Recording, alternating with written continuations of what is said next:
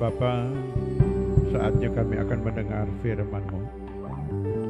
Berikan kami hikmat marifat untuk mengajar dan beritahukan rahasia-rahasia firman-Mu yang tersirat di dalam tulisan kitab suci ini.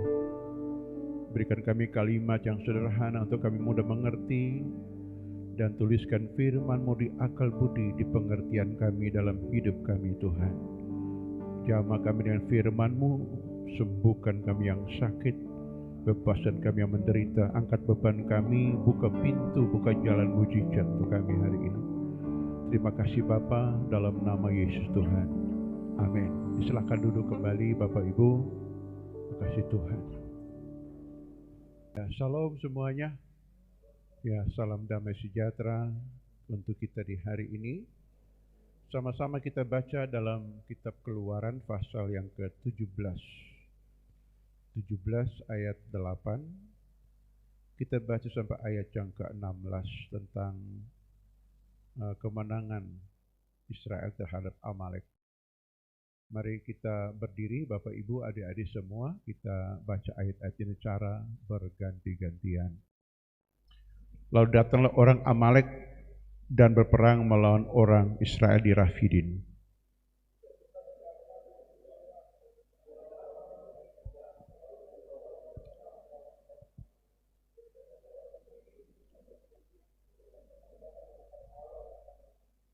Lalu Yosua melakukan seperti yang dikatakan Musa kepadanya dan berperang melawan orang Amalek, tetapi Musa, Harun dan Hur naik ke atas puncak bukit.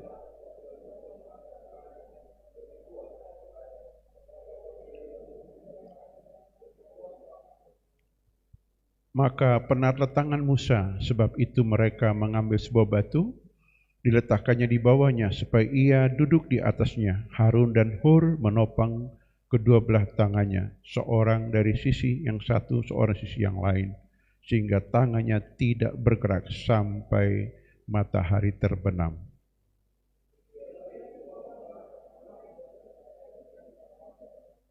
Kemudian berfirmanlah Tuhan kepada Musa, tuliskan semuanya ini dalam sebuah kitab sebagai tanda peringatan, dan ingatlah ke telinga Yosua bahwa aku akan menghapus sama sekali ingatan kepada Amalek dari kolong langit.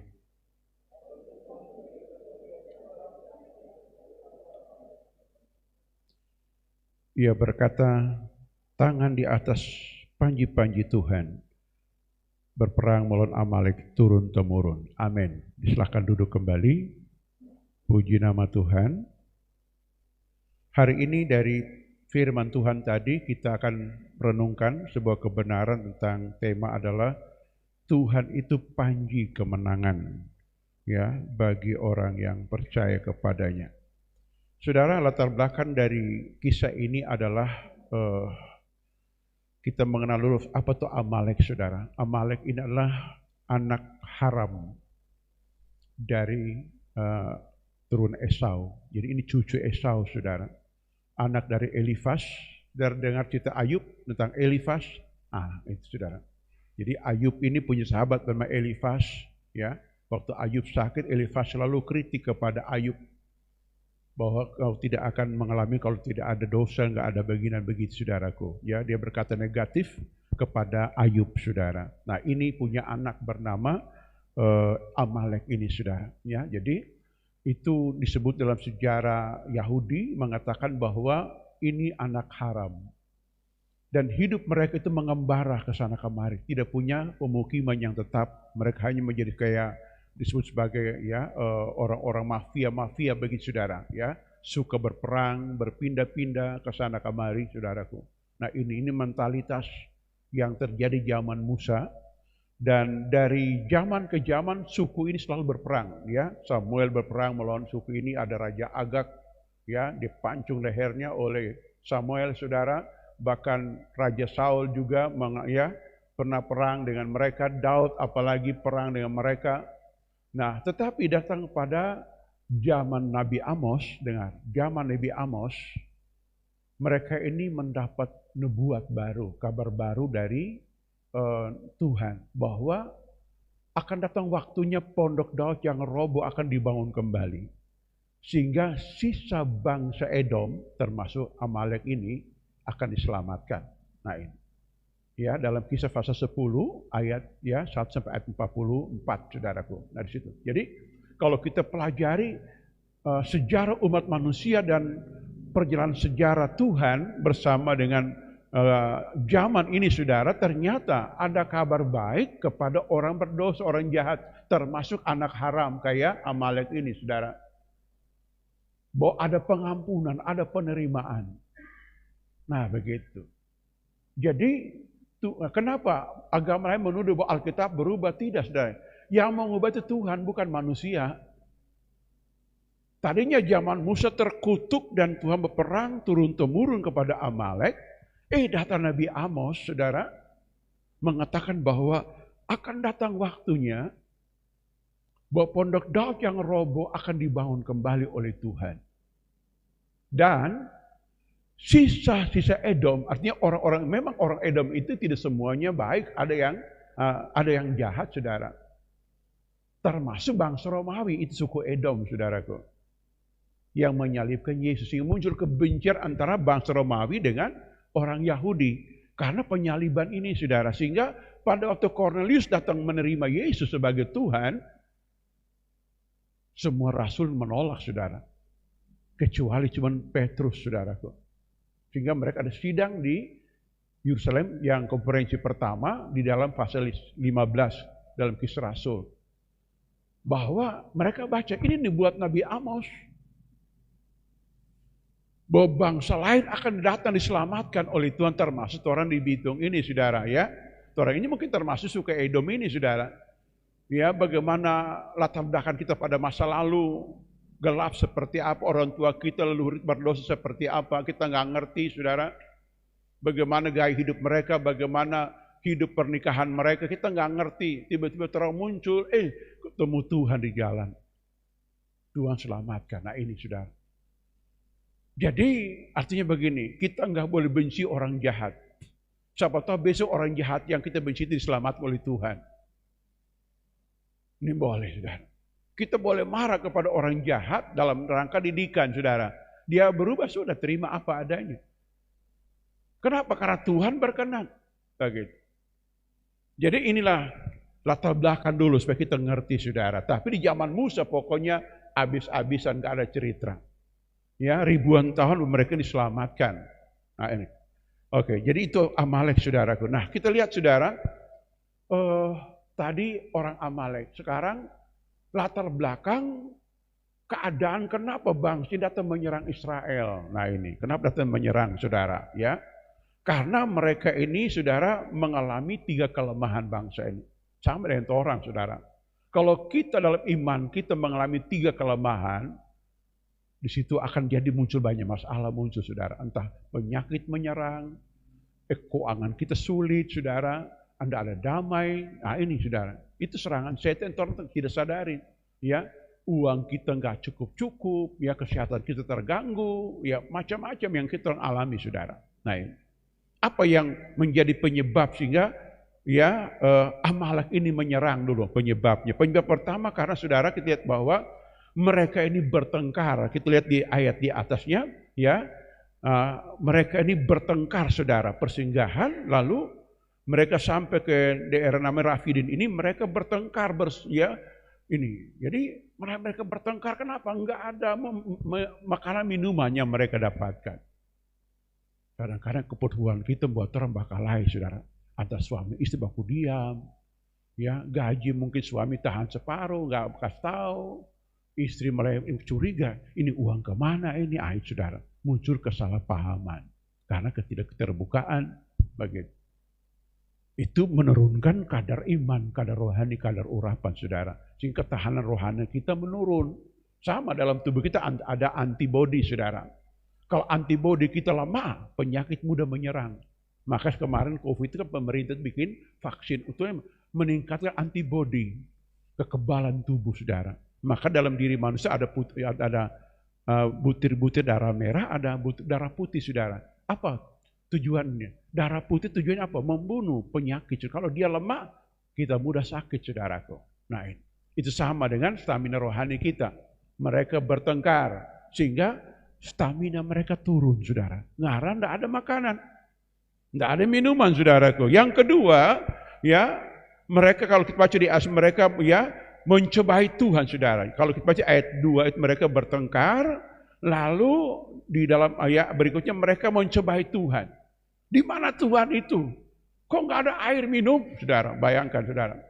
Ya, maka Paulus tulis ulang di 1 Korintus 10, saudara. 5 dosa menghalangi Israel masuk ke tanah perjanjian. Pertama, penyembahan berhala. Yang kedua, pesta pora. Yang ketiga adalah kenajisan. Yang keempat itu mencobai Tuhan. Yang kelima bersungut-sungut. 5 ini. Jadi, saudara, kita ukur-ukur diri, saya termasuk saya juga. Ya, di mana dosa? Saya bersungut, Kak. Mencobai Tuhan, berdoa Tuhan, kasih uang kok, mau renovasi rumah, belum muncul doi ini. Nah itu.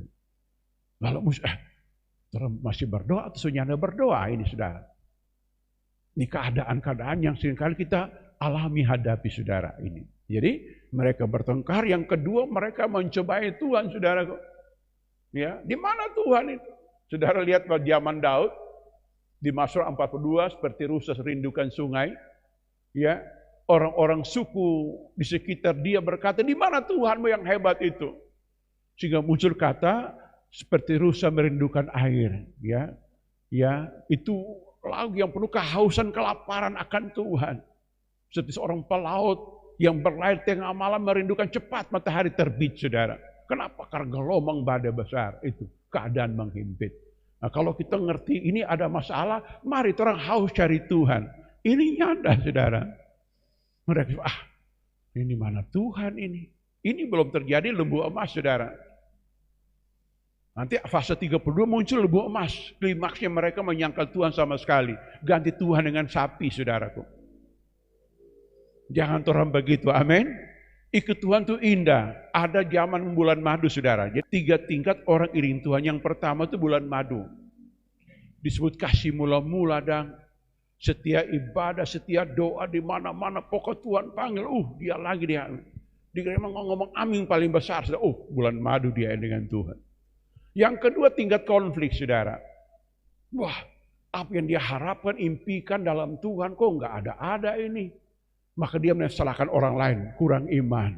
Wah, di sana lama. Itu duniawi, saudara. Mulai muncul, saudara, tunjuk jari kepada orang. Itu masa konflik yang kedua. Yang ketiga, masa komitmen. Sekali Yesus tapi Yesus. Itu kan. Sekali Yesus selamanya. Itu komitmen, pokoknya apapun yang jadi tetap Tuhan. Nah itu. Kita kalau melewati fase kedua, masuk ketiga itu sadap. Amin. Nah ini terus mengerti. Ya, saudara, tergantung orang. Tuhan akan mengizinkan kesukaran kepada siapa saja. Mau Abraham, saudara, mau Musa, semua akan melewati masa sukar, saudara. Tapi reaksi, respon kita menyelesaikan masa sukar itu yang perlu kita ngerti. Betul tidak? Ya, orang kurang 2.400 miskin sama sekali sampai kita gelandangan, bukan. Ada waktu Tuhan didik orang, betul tidak? Ya. Ini saudara, orang kurang hati, kurang perasaan, pertamaan, bukan arti semua orang benci, bukan saudara. Kita belajar memahami orang lain. Itu maksudnya saudara. Tapi Israel memilih untuk, apa saudara tahu? Mencobai Tuhan, bertengkar saudara. Ya. Lalu yang ketiga, mereka lemah iman. Dan mereka mulai tidak bersehati, bersatu lagi. Masing-masing pilih jalan sendiri-sendiri saudara. Nah ini saudara. Bayangkan bangsa yang besar, 600.000 kepala keluarga. Ini mereka yang keluar 600.000 kepala keluarga, saudara, dari Mesir. Ya, cuma cari berapa orang yang komitmen dengan Tuhan? 4 orang. Belum ada nama Kaleb di sini, saudara. Kaleb itu muncul di bilangan pasal 14, itu Kaleb muncul di situ. Tapi keluaran dia belum muncul, dia baru 4 orang ini. Musa, Harun, Hur, dan Yesua. Jadi kita lihat sini bahwa kita belajar, di tengah kesukaran seperti ini bagaimana caranya? Betul tidak? Umpamanya saya beri contoh, dalam keluarga kita, semua udah lama iman, bagaimana keluarga seperti itu? Alkitab memberi jawaban begini, Kalau dalam keluarga satu orang beriman, itu akan menguduskan semuanya. Jadi yang beriman mesti berserah penuh kepada Tuhan. Nah, kalau enggak repot semuanya hancur, saudaraku. Begitu sebuah gereja. Minimal ada orang-orang punya komitmen berdoa. Betul tidak? Iya dong, berdoa. Saya sebagai gembala jemaat di tempat ini, saudara.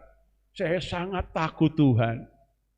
Saya mesti setia doa di kaki Tuhan. Mau sendiri, mau 2 orang, mau 3 orang, saudara. Mesti doa itu penting. Kenapa?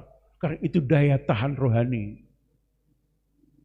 Ya, kalau enggak doa sama sekali, itu berbahaya, saudara. Sangat berbahaya.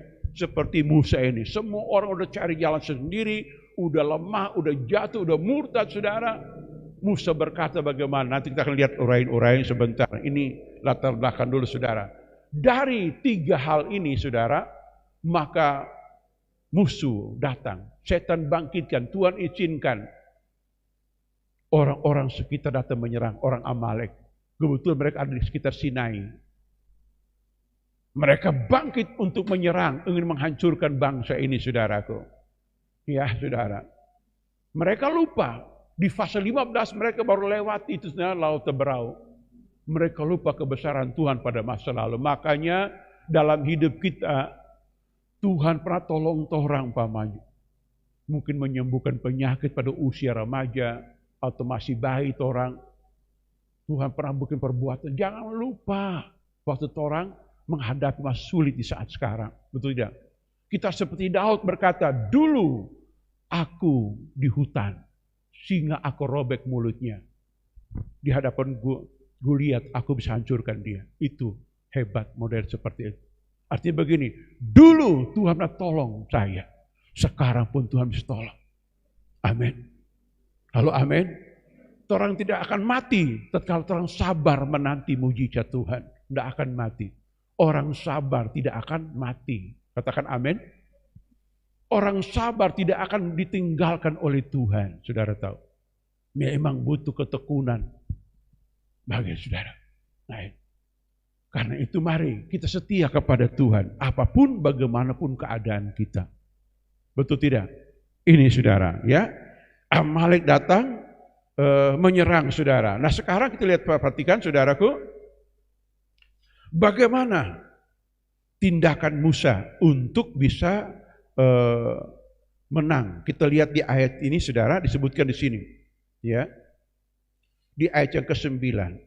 Musa berkata kepada sepuluh orang-orang bagi kita, lalu keluarlah berperang melawan Amalek. Besok aku akan berdiri puncak bukit itu untuk memegang tongkat Allah di tanganku. Yang pertama adalah pembagian tugas. Ayat ini relevan dengan kisah pasal 6. Tentang Rasul ngomong begini, pilih orang-orang untuk melayani janda-janda, agar kami fokus dengan doa dan firman untuk pemberitaan Injil. Pelayanan yang hebat itu ada pembagian tugas. Maka di sini, contoh aja sini saudara, ya, umpamanya dana duka yang ini, kotak ini, ya, setiap minggu saudara kasih ini. Dana duka dan dana orang sakit di rumah sakit. Itu dilayani, diolah oleh Ibu Ica teman-teman. Dan waktu mungkin jemaat yang sakit rumah sakit, saya tidak kunjungi, mereka kunjungi. Itu sudah mewakili saudara. Tidak harus semua keadaan saya hadir, nggak perlu. Karena saya manusia. Kalau repot sendiri bisa cepat mati lebih awal, saudaraku. Karena kehabisan tenaga. Sama dengan Musa. Musa berkata, Yosua pilih orang-orang perang. Kita di gunung. Pembagian tugas yang jelas. Orang bukan kayak ikan lele. Pernah lihat ikan lele, saudara? Ikan lele dah. Pernah makan? Pernah lihat ikan lele, saudara? Ikan lele kalau ya mereka itu kalau berenang biasa numpuk, saudara. Di situ aja nggak kemana-mana, saudara. Itu aja. Itu kesatuan yang semu. Kesatuan yang baiklah bagi tugas masing-masing. Dan kita harus punya mentalitas bertanggung jawab. Amin. Gereja mula-mula bagi, kenapa mereka hebat bisa merubah peradaban Romawi. Merubah peradaban kafir di sekitar mereka, saudara. Karena mereka ada pembagian tugas. Fokusnya jelas. Seperti Musa ini. Pembagian tugas. Esi juga begitu, pembagian tugas. Jangan semua bertumbuh pada gembala esinya, semua kita punya karunia macam-macam. Diberi tugas masing-masing. Kita akan melihat perbuatan Tuhan yang besar, amin. Dan orang bisa rasa bangga, rasa bahagia. Saya bisa dipakai Tuhan menolong orang lain. Lihat betul tidak? Karena begini, pengertian begini. Kalau saya didoakan, Tuhan pakai orang lain untuk melayani saya. Kalau saya mendoakan, Tuhan pakai saya untuk melayani orang lain. Itu prinsipnya. Alkitab berkata, yang berbahagia itu yang melayani. Amin. Amin. Yang berbahagia itu memberi, yang memberi. Memberi itu melayani, saudara. Tuhan pakai saya untuk melayani orang. Yang melayani itu yang berbahagia, Alkitab berkata. Bukan yang menerima, yang memberi itu yang berbahagia. Bukan cuma doi, saudara. Kalau kita mempersembahkan diri kita untuk melayani orang lain, engkau orang yang sangat berbahagia. Ini prinsip. Makanya ada statement muncul. Melayani Tuhan suatu kehormatan. Bukan beban, bukan paksaan. Tidak. Suatu kehormatan. Mengerti saudara? Halo? Saudara, baik. Murid-murid 70 orang di Lukas 10. Mereka pulang bersuka cita. Mereka berkata begini, Tuhan, setan-setan tunduk kepada kami demi nama-Mu. Tuhan langsung bergembira dalam roh di ayat yang ke-21 sudah di Lukas 10. Dia tertawa dalam roh, bergembira dalam roh. Murid-muridku berhasil. Aku pakai mereka, namaku menyertai mereka. Dan mereka jadi berkat bagi orang lain. Amin. Mereka bersuka cita. Ya, saya kalau bersuka cita biasa kalau habis ibadah atau KKR. Melayani orang lain. Pak Tuhan terima kasih Engkau sudah pakai saya jadi berkat bagi orang. Itu artinya. Jadi Musa melakukan hal ini yang pertama. Kalau kita lihat tersirat dalam ayat yang ke-9 ini saudaraku. Amin. Saudara. Yang kedua adalah sepakat saudara. Sepakat. Nah, sepakat. Kenapa sepakat? Karena Yosua tidak melawan saudaraku. Yosua tidak melihat bahwa di sana umat Tuhan sana lemah iman. Mereka kocar kacir, mereka sudah bersungut-sungut menghujat Tuhan, gak mau. Seorang pelayan Tuhan tidak boleh melihat kelemahan sebagai penyebab dia turut lemah. Dia mesti bangkit saudara, katakan amin. Jangkar tidak akan berkata begini, saya tidak mau tahan kapal ini, biar aja hanyut. Saya tidak mau dibuang di dalam laut. Jangkar punya tugas menahan kapal sekalipun badai besar. Saudara kita berdoa itu adalah kita disebut pengharapan yang kuat. Berlabuh di hadirat Tuhan. Yesus membawa jangkar kepada labuhan. Ibrani menulis bahwa pengharapan Esau yang kuat yang tadi berlabuh sampai ke tata Tuhan. Artinya begini, dalam pengharapan itu orang enggak kemana-mana. Orang tetap di hadirat, berlabuh. Kata berlabuh artinya tetap di situ. Artinya begini Bapak Ibu semuanya. Dalam pengharapan, di tengah-tengah kesukaran, saudara tahu, kita nggak kemana-mana, tetap di hadirat Tuhan. Walaupun mata kita belum melihat, dan tubuh kita belum mengalami mujizat, tetap orang di hadirat Tuhan. Amin. Tetap di hadirat Tuhan, saudara. Ini. Sepakat, saudara. Yosua tidak bersungut, tidak mengeluh. Dia tahu, dia ini anak cucu bangsawan. Dia diturun langsung dari Yusuf, saudara. Bapaknya mantan Perdana Menteri seumur hidup di Mesir. Ini Yosua. Dia belum nama Yosua, dia baru namanya Hosea, saudara. Maka Hosea, Yosua sama, penyelamat sama, saudara. Nah, dia sepakat dengan Musa. Dia turun dengan pedang di bawah lembah. Hebat. Begitupun orang di tempat ini. Mari orang sepakat untuk maju bersama Tuhan. Amin. Waduh, kekuatan komitmen, kekuatan pernikahan yang bertahan karena ada perjanjian nikah, betul tidak? Ya, ya saudara. Kita so janji Pak Tuhan, Konin boleh, bacere. Haleluya. Boleh senyum kiri kanan. Amin. Halo, amin. Betul tidak? Lihat Ayub mengalami pergumulan yang hebat melawan penyakit dan pencobaan yang berat. Isinya tongkat pinggang berkata, kutuk Tuhan dan mati saja. Inah model ini. Yang dia lupa janji nikah istri Ayub. Tapi puji Tuhan Ayub istrinya bisa bertobat sehingga lahir anak berikutnya nama Kesia, Yemima dan sebagainya. Nah ini saudaraku. Jadi kalau kita lihat sih wah hebat saudara. Ya, kekuatan sebuah komitmen janji Tuhan. Sepakat saudara. Nah, ada pengakuan iman sekalipun Tuhan. Wah, saya belajar dalam Alkitab orang-orang yang menang dalam ya pergumulan iman saudara, itu orang-orang yang komitmen kuat. Ya saudara, sekalipun Tuhan tidak menolong aku dalam dapur perapian, itu kata Sadrak, Mesak, Abednego, kami tidak akan tunduk menyembah patung raja. Itu kemampuan, sama dengan Musa, komitmen. Amin.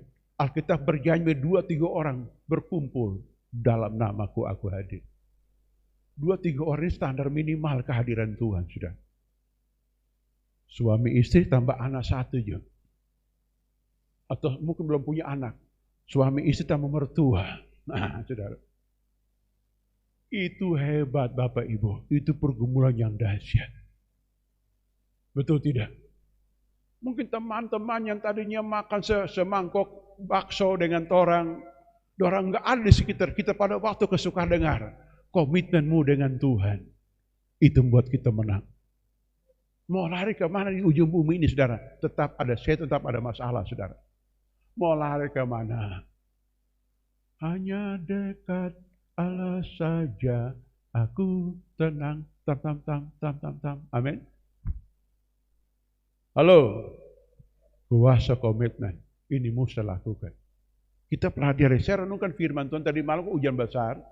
Saya kaget bangun. Hujan pepai ini dia. Doa Tuhan jauhkan kota kami longsor, bencana. Curahkan hujan berkat, jangan hujan musibah. Saya doa tadi malam. Ya karena kemarin satu hari di sana ada JDS bikin retreat sampai sore. Jadi saya sudah capek sekali. Jam 7 sudah tidur, sudah jam 10. Ya bangun, hujan. Memang tadi malam. Ya langsung doa. Saya punya kebiasaan kalau sesuatu yang menakutkan langsung doa tengking. Bukan diri saya, semua sudah. Itu perintah Alkitab seperti itu. Nah saudara, jadi kita lihat ini. 2 ya komitmennya, amin. Halo Bapak Ibu. Ya zaman kadang menggonjang-ganjing, enggak.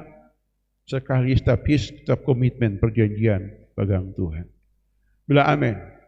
Yang ketiga Musa lakukan adalah saudara perhatikan disebutkan dia memegang tongkat di tangannya dan angkat kepada Tuhan.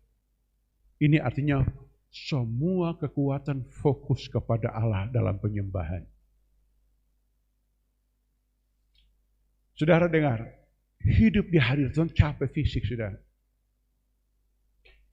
Makanya Paulus ngomong ini, sekalipun fisik kami merosot, rohani berlimpah-limpah dibaharui. Kenapa?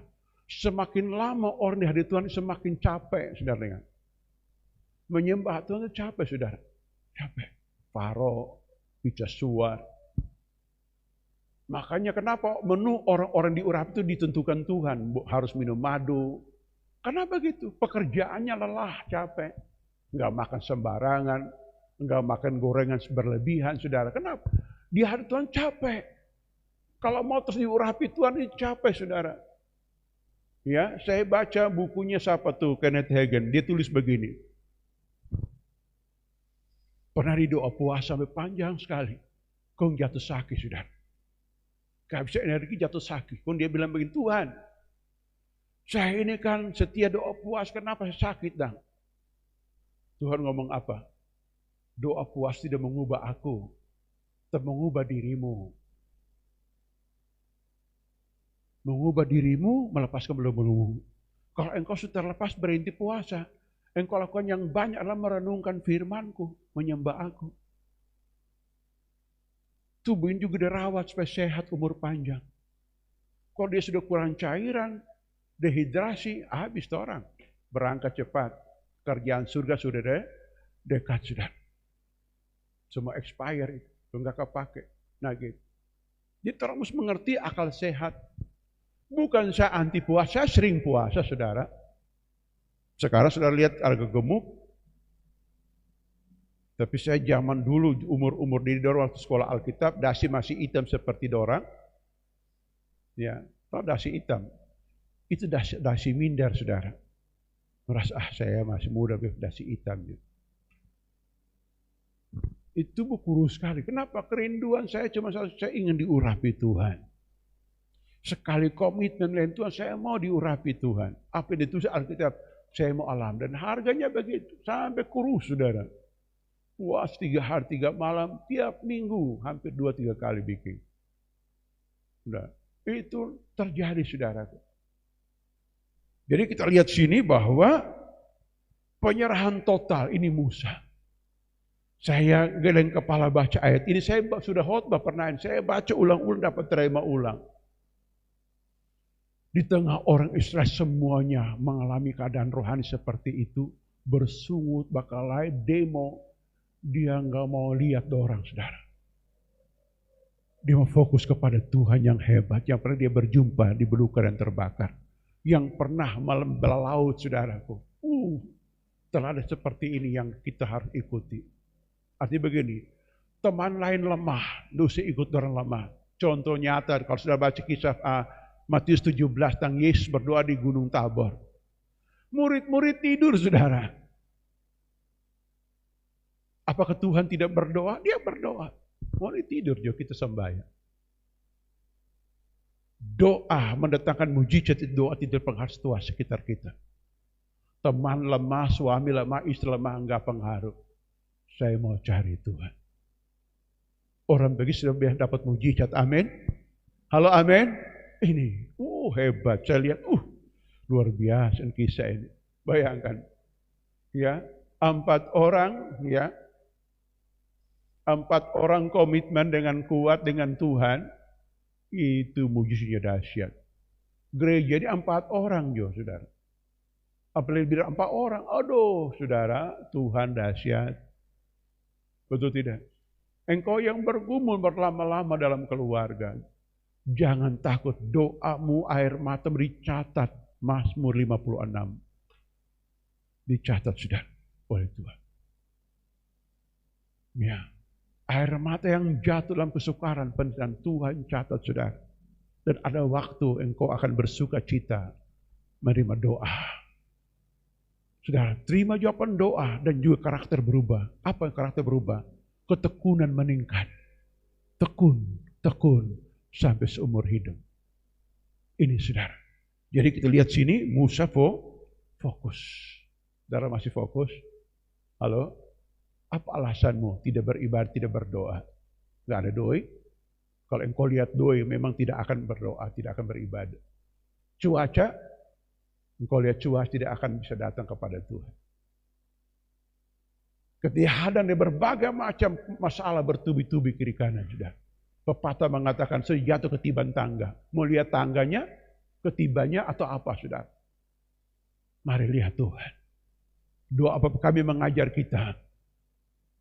Karena engkau yang punya kerajaan, kuasa, dan kemuliaan. Sampai selama-lamanya. Itu doa apa kami mengajar kita. Dalam iman seperti itu saudara.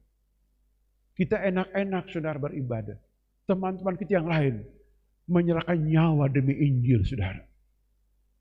Ini saya beberapa kali bersaksi tentang opanya Dede, penatua di Madinah sana, dibakar oleh tentara Jepang karena berkata kita nggak boleh menyembah kaisar Jepang,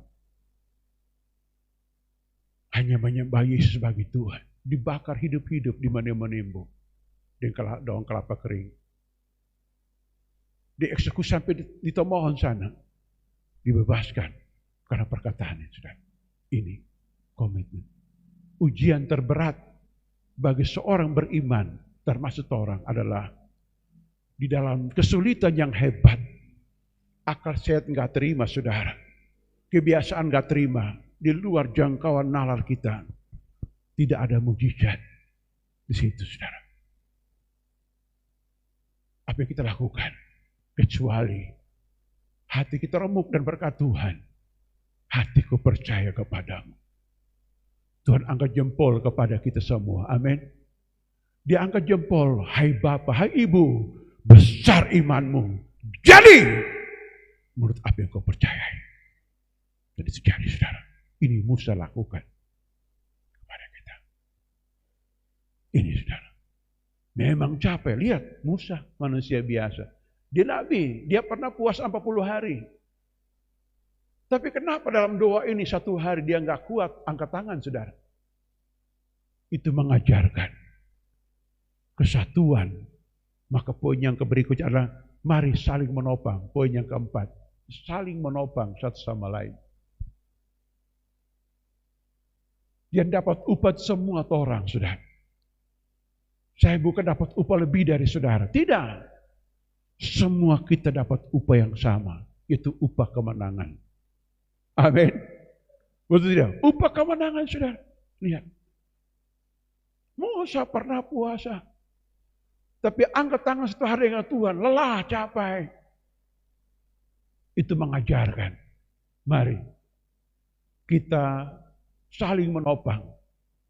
Kita menderita bersama-sama. Paulus tulis kepada Timotius, kepada siapa? Semua anak-anak rohaninya. Saya bangga kepada kalian, engkau ikut menderita bersama aku.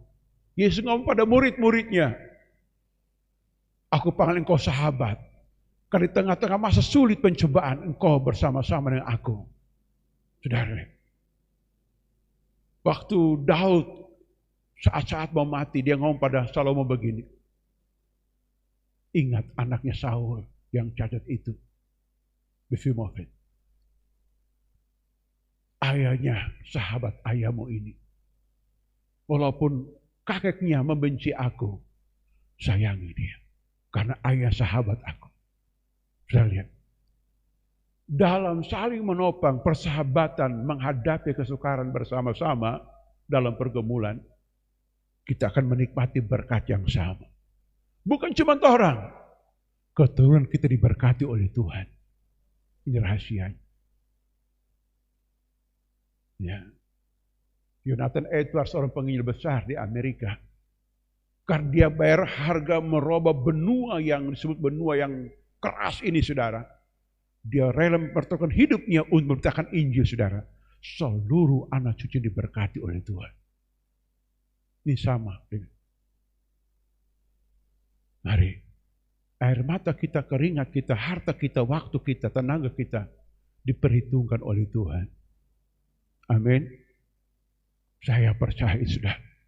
Gereja manapun, tetap ada goncangan, sudah tetap ada goncangan.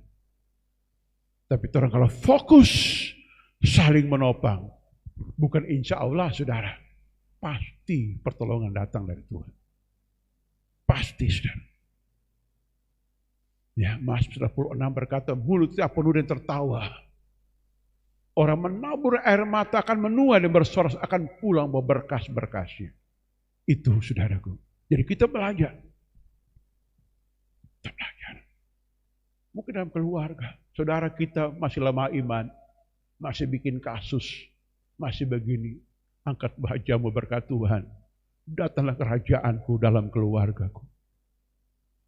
Ketika kerajaan surga masih di hati keluarga kita, semua pasti ada damai, semua pasti ada sukacita, semua pasti ada kebenaran, semua pasti kuasa Tuhan.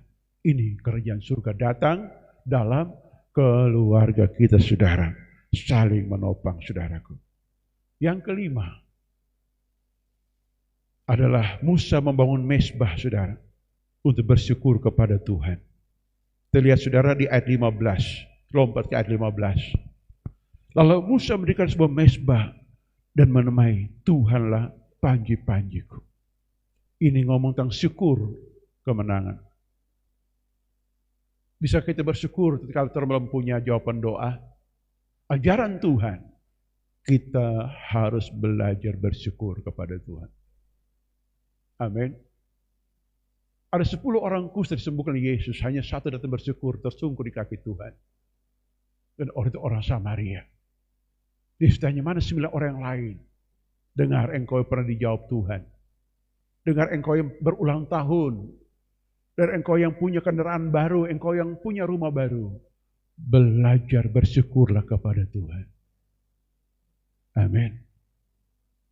Karena dari tangan Tuhanlah jawaban. Dari tangan Tuhanlah berkat itu mengalir. Saudara, bersyukur. Ini saudara, Musa lakukan itu. Dan dia proklamirkan, hanya panji-panji Tuhanlah. Dia tidak ngomong begini, ini gara-gara tanganku walaupun lelah. Hai Harun Hur, senyum dong, tangan kita, tanganmu. Tidak. Panji-panji Tuhan. Hanya panji-panji Tuhan memberi kemenangan. Halo, di dalam pergumulan menghadapi penyakit yang berat. Saya selalu berdoa begini, Tuhan, robah penyakit ini jadi kesaksian. Aku sembuh. Mulutku akan bersaksi tentang kebesaran Tuhan. Saudara tahu kenapa Tuhan izinkan Yunus dimuntahkan oleh ikan keluar? Dia ngomong begini, mungkinkah aku melihat bait-Mu yang kudus? Beri aku waktu untuk menceritakan kebaikan-Mu kepada orang lain. Saudara tahu, Tuhan beritakan ikan, muntahkan dia. Hidup ulang. Saudara, kalau kita bernasar kepada Tuhan, aku mau setia diam dalam rumah Tuhan sepanjang masa. Robah penyakit ini menjadi kesaksian. Robah kesukaranku ini Tuhan menjadi kesaksian. Aku akan berkhotbah kemana saja, menyaksikan perbuatan-Mu yang besar kepada diriku. Saudara lihat, ini Musa lakukan. Tuhan panji-panji kemenangan. Mesbah dibangun, bersyukur kepada Tuhan. Wah, luar biasa sudah. Kita akan bingung melihat perbuatan Tuhan, kebaikan Tuhan kepada kita. Daud menyanyi, siapakah aku ini, siapakah keluargaku? Engkau jadi aku biji matamu, kebaikan-Mu tak terkira. Ini sudah orang yang berbudi, orang yang tahu diri, itu orang selalu bersyukur kepada Tuhan. Ada seorang raja besar Israel bernama Hizkia, sakit kanker saudara, divonis Tuhan mati. Saudara, saya pelajari, semua masalah di muka pasti ada penyebabnya saudara. Ternyata itu dalam kitab Tawarik, penyebabnya Hizkia tidak bersyukur atas kebaikan Tuhan. Sakit kanker saudara. Waktu Hizkia bertobat menyesali saudaraku, Tuhan pulihkan sakit penyakitnya itu. Ini saudara. Mari jemaat Tuhan, kesulitan tidak membuat kita emosional, panik, temperamental, marah-marah. Bersyukurlah segala sesuatu dalam segala hal. Amin. Kita bersyukur kepada Tuhan, Tuhan pasti menolong kita. Jawaban kita, belum Tuhan belum jawab, tidak apa-apa. Tuhan tahu waktu tepat menolong kita. Tuhan tahu saudara, tepat waktu dia pasti tolong. Pikiran kita bukan pikiran Tuhan. Jalan kita bukan jalan Tuhan. Rencana kita bukan rencana Tuhan. Dia tahu tepat dia berikan. Orang tua yang baik tidak akan kasih mainan pisau dapur pada anaknya usia 2 tahun. Gak mungkin. Dia tahu. Dia kasih pisau dapur setelah anak ini sudah akal balik. Sudah tahu menggunakan pisau itu. Begitupun Tuhan. Dia tahu waktu menolong kita. Amin. Amin. Halo. Kapan Tuhan menolong kita? Waktu hikmat Tuhan, pengertian Tuhan bekerja dalam batin kita. Dia jawab doa. Agar jawaban doa tidak membinasakan kita. Saudara tahu, tidak semua mujizat itu menolong kita. Ada mujizat itu bisa membahayakan kita. Contoh, Israel dihinggapi roh hawa nafsu rakus. Dora minta makan burung puyuh, saudara. Di bilangan 11. Dora minta makan burung puyuh. Tuhan kasih. Dorang berdoa, minta dengan cara demo dan mengancam Musa untuk dibunuh. Kalau kamu Musa tidak beri aku makan daging, kita mau bunuh, mau lempar semati. Musa lapor, Tuhan, nyawa saya terancam, kasih makan daging dorang minta. Tuhan dalam murka dia bilang, kita mau kasih daging 1 bulan penuh, setiap hari makan daging. Musa tanya, dari mana Tuhan? Dia Musa, kuasaku sanggup melakukan semua itu. Saudara baca di Kisah bilangan 11. Saudara tahu, karena hawa nafsu rakus menguasai diri mereka, mereka menggunakan mujizat itu dengan cara hawa nafsu dan mereka mati. Keadaan yang menggenaskan, terkancing, darah tinggi dan mati, saudaraku. Ini. Jadi bagaimana, apakah Tuhan tidak menolong? Tapi apa yang kita minta? Beri aku hikmat dan bijaksana, akal budi, untuk mengatur diriku dan mengatur berkat-Mu. Salomo minta itu awal, saudara. Maka Salomo dikaruniakan umur panjang, berbagai macam kemewahan kepada. Kenapa? Dia pandai mengatur semua yang Tuhan berikan. Amin, ngerti saudara? Ini saudaraku. Jadi kita mengerti bahwa Tuhan itu bagus dan luar biasa. Ya, jawaban doa tatkala Musa melakukan ini, saudara. Ada 3 yang Tuhan lakukan. Yang pertama adalah Tuhan memberi kemenangan. Yang kedua, nama Tuhan dimuliakan tadi, saudara. Yang ketiga adalah musuh dikalahkan dan juga terkutuk, saudara. Ini 3 ini. Tetapi saya kembali lagi, ya, kepada nubuat Amos sedikit, ya saudara, tentang Cornelius. Ada 7, ya, 7 kriteria suku lain diselamatkan. Waktu Pondok Daud yang roboh dibangun kembali. Ada 7, ya, cepat di Kisah 10. Bisa baca. Yang pertama, saleh.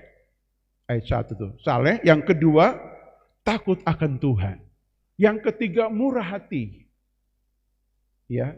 Yang keempat, saudara, senantiasa berdoa menyembah Tuhan. Ya. Yang kelima, tulus hati. Yang keenam, penuh Roh Kudus. Dan yang kelima, dibaptis. Ini Cornelius, suku Edom, mewakili. Karena dia menggenapi nubuat Pondok Daud yang roboh dibangun kembali. Suku Edom, Cornelius, suku Romawi waktu itu. Dia menyalibkan Yesus. Siapa Herodes waktu itu? Esau, suku Esau. Itu Herodesnya, sudah. Dia pakai tangan itu, Romawi, saudara. Amalek, persis. Klop. Dan suku ini, dengar, setelah kematian Yesus di atas salib, sebelum mati, kalimat ke-6 adalah, sudah selesai. Berarti semua suku bangsa dari manapun, mau terkutuk, mau haram, mau berdosa, semua diampuni setelah datang kepada Tuhan. Inilah kabar baik, kabar penginjilan bagi semua orang. Amin. Amin. Alkitab berkata pada Petrus, firman Tuhan berkata, apa yang dihalalkan oleh Allah jangan engkau haramkan. Siapa itu? Bukan makanan minuman yang Tuhan maksudkan. Suku yang diampuni oleh Tuhan. Orang yang diampuni oleh Tuhan, jangan engkau berkata belum terampuni, tetap diampuni. Inilah kabar baik. Bahwa bangsa Amalek dan teman-teman yang lain dari Edom ini, ada kabar baik bagi mereka yang sisa hidup masih ada. Orang mau ketemu dengan orang, saya tidak mungkin diampuni. Papa saya begini, mama saya begini, semuanya jahat-jahat. Pisah dorang. Ya, mereka begini, saya juga begini, karena begini. Destruk semua. Engkau hanya jawab satu kata, semua berhenti di sini. Tuhan mengampuni engkau. Pulang dan jangan berbuat dosa lagi. Amin. Kabar baik. Pengampunan yang mutlak. Amin. Engkau tuding biji mat berkata, dengar, apapun masa lampaumu, Tuhan mengasihimu. Tuhan menerimamu apa adanya. Amin. Saudara mengerti ini, saudara? Kalau kita mengerti ini, saudara, kita menjadi sahabat untuk menyelamatkan banyak orang berdosa di sekitar kita. Katakan amin. Bilang amin. Ini janji Tuhan. Nubuat Nabi Amos dilakukan oleh Cornelius di dalam Kisah Rasul, saudara. Dan muncul keputusan. Mengapa? Mengapa orang Yahudi tidak makan babi, kita makan babi? Babi itu makanan suku, saudara. Dalam keputusan itu berkata hanya larang ada 3 makanan yang dilarang Alkitab sampai hari ini. Pertama, binatang mati tercekik. Yang kedua, darah terang nggak boleh makan. Dan yang ketiga adalah makanan yang dipersembahkan pada berhala dalam Kisah Rasul. Makanan suku nggak dilarang. Makanya orang Papua, orang Minahasa senang makan babi, saudara. Itu makanan suku. Halo, amin. Halo, amin. Makanan suku. Boleh makan, tapi jangan sampai tiap hari makan. Tensi darah, Jo. Ya, makanya istilah perayaan baru itu tidak ada yang haram. Semua dihalalkan, tapi tidak semuanya berguna. Ini kata berguna inilah tinggal pilih coret yang tidak perlu. Katakan amin. Amin, saudara. Ada menu restoran, tinggal pilih mana. Tadi pagi kok tensi darah sunai barang 140 berarti sudah ada itu ada Milo rebus. Itu dulu, saudara. Amin. Nasional mahal pertama ada itu tore-tore, babsa tore-tore, apa tambah sedikit. Jadi balas. Iya toh? Jangan semuanya tore-tore alama. Tongking dalam nama Yesus dikuduskan dengan darah Tuhan. Enggak bisa begitu, Bapak Ibu.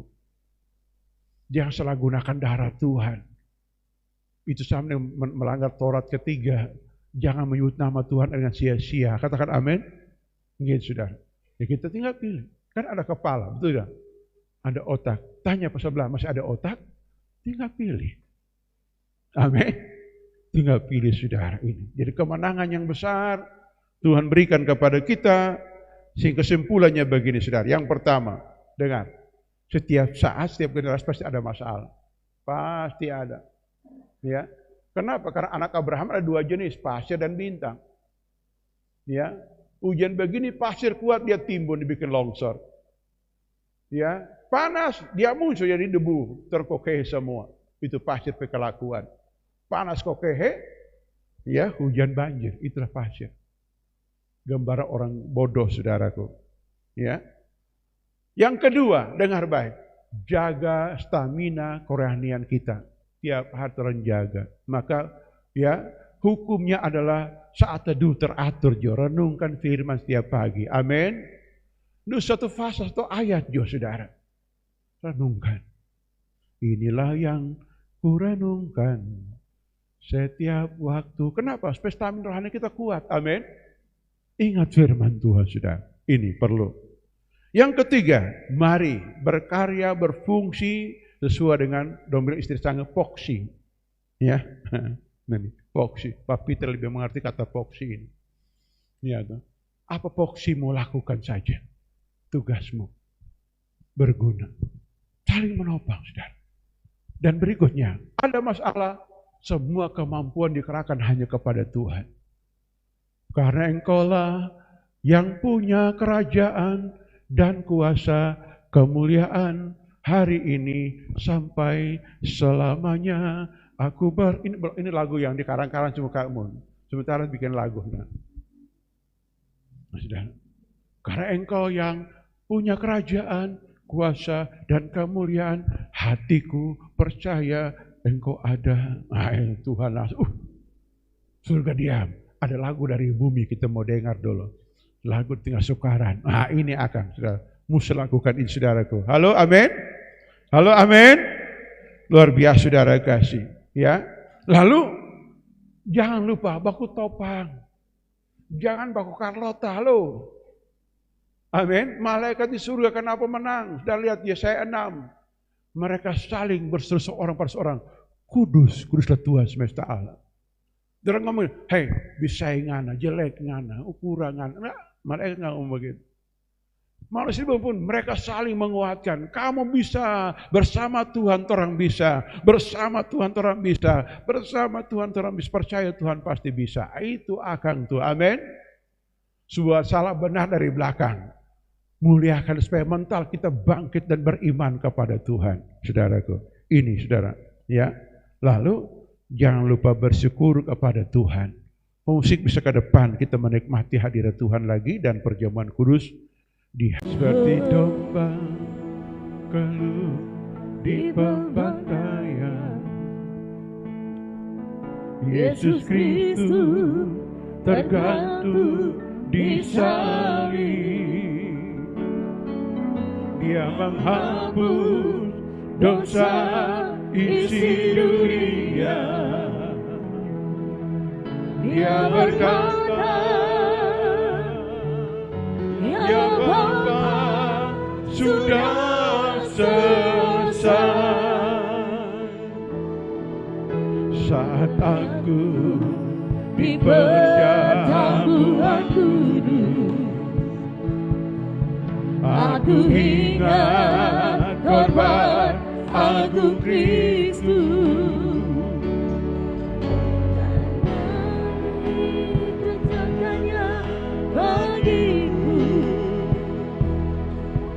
Darahnya dicurahkannya semua untukku.